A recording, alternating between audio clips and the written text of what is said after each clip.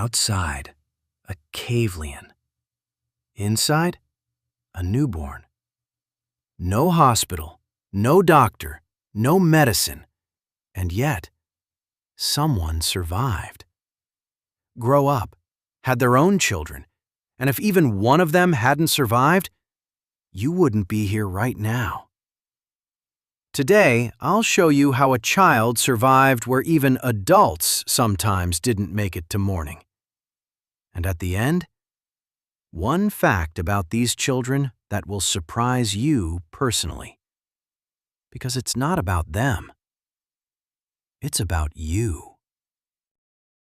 There were no maternity wards. They gave birth right in the field, sometimes while moving, if the whole group was headed to a new place. The first mobile birth in history. Just without an app and without a driver rating.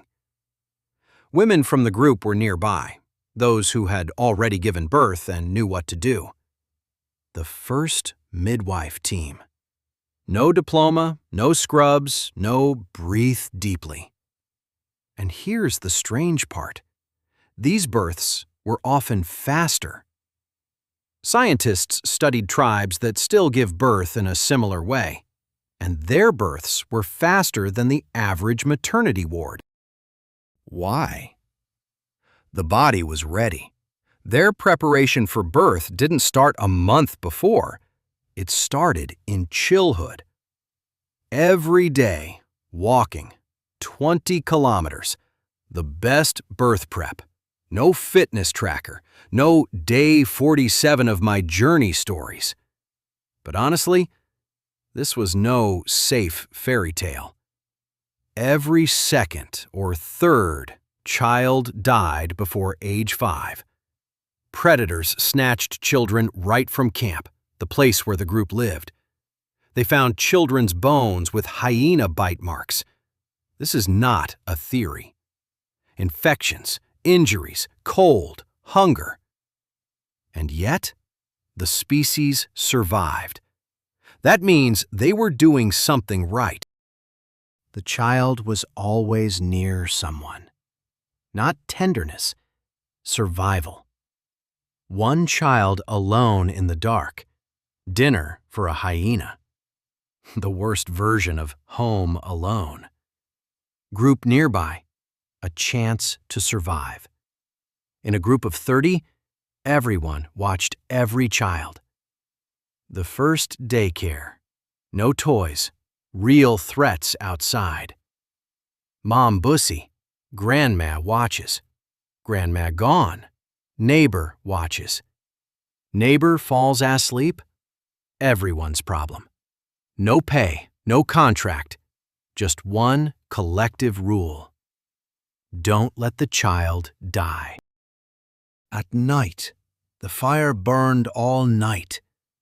Someone always stayed awake, watched the fire, watched the children. The first night guard in history. No salary, no camera, no coffee, and no right to say, "Not my shift today." And they had a method that's trendy again today. The child was constantly on the mother's body in a hide sling. Mother moves, child moves. Her warmth, his warmth.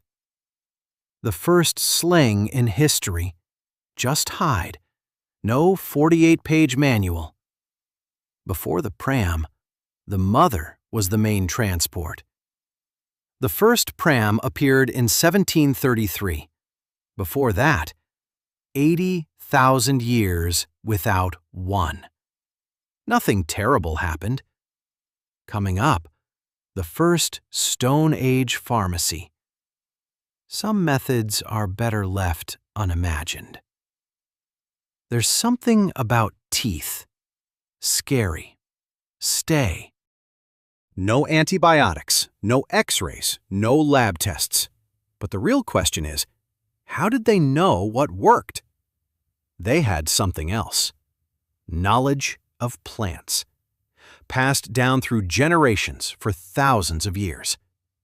Scientists found ancient camps 100,000 years old next to the fires, specially brought plants, not for eating, tested, anti-inflammatory and antiseptic plants. They didn't call it medicine, but it worked. They knew what healed. No doctor, no pharmacy. Broken bone, they made a splint from sticks tied with hide. Uncomfortable, but eco-friendly. They found old skeletons with healed fractures. That means they survived. That means someone helped.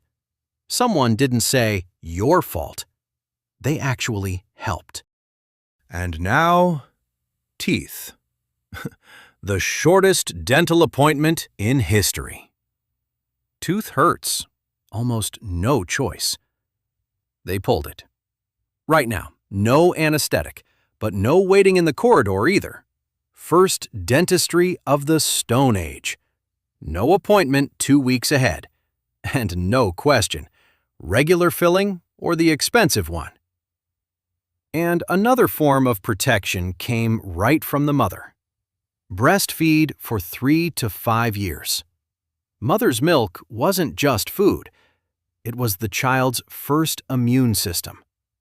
Mother made an infection, made protection, passed it through milk. Child protected, free, no side effects, and no fine print instruction manual. Who brought the most food to the group? Not the hunters. They often came back with nothing. Grandmothers. That's where the real supply department was. A woman over 50 walked for food every single day, 5 to 10 kilometers until old age. While the young mother was busy with the newborn, grandmother fed the other children.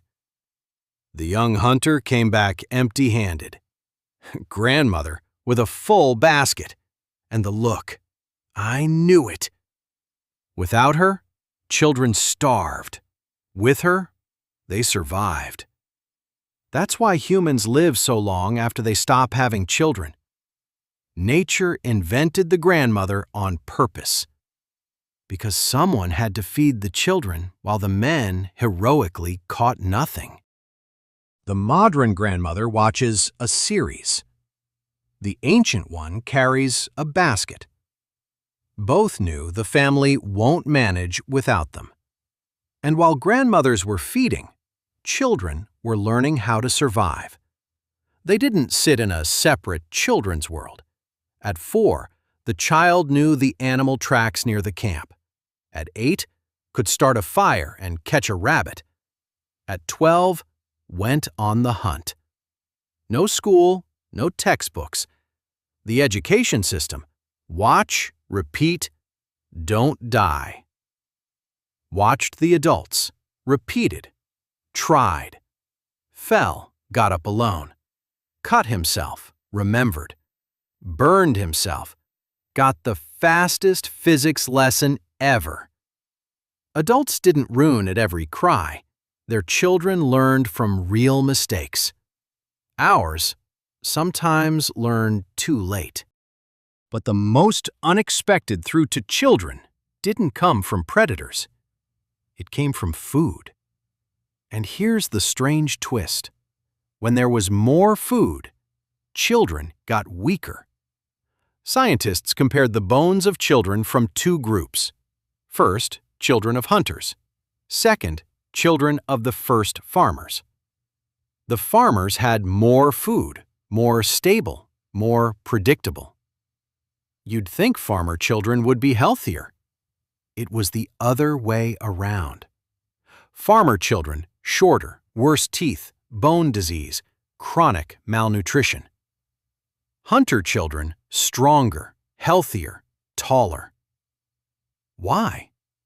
Farmers åt mainly gran, the psalm thing every day.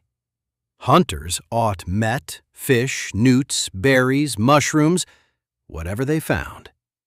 Less stability, but more variety. More food doesn't mean better. What you eat matters. They knew this without a single book on nutrition. And here's the main thing. You are a descendant of those who survived all of this. Predators, hunger, cold, disease. Every generation, a filter. Only the strongest made it to you. You are made of winners. They lost half their children, and still did some things better than us. The child was never alone. The whole group fed him. They treated with what they knew. They taught through life, not words. And they ate, not perfectly, but with variety. 30,000 years without parenting books, no webinars, no checklists, no 5 parent mistakes. The first parenting book came out in the 19th century. Before that, parents just improvised. For a very long time. No YouTube guides on how to put a child to sleep. They just laid them next to themselves, worked for 30,000 years. Then the experts arrived. Next time you worry about whether you're doing everything right, remember, 30,000 years. No instructions, no doctors, no perfect conditions.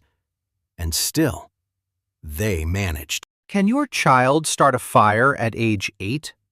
Read yes or no in the comments. If yes, I have questions. Subscribe.